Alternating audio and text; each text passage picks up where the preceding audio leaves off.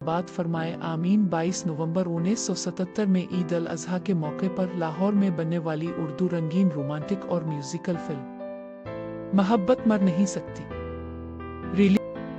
नदीम, तलत हुसैन, रेहाना सिद्दीकी, कवि वहीदा खान, अरसलान, रशीद ज़रीफ अलबेला। मेहमान अदाकारों में तालिश, मुस्तफ़ा कुरैशी, मुनव्वर ज़रीफ और साकी शामिल थे। गाना आवाज़ नूर जहाँ दीबा पर फिल्माया गया। न जी भर के देखा न कुछ बात की, न जी भर के देखा न कुछ बात की, मेरी आरज़ू थी मुलाकात की, मुलाकात की।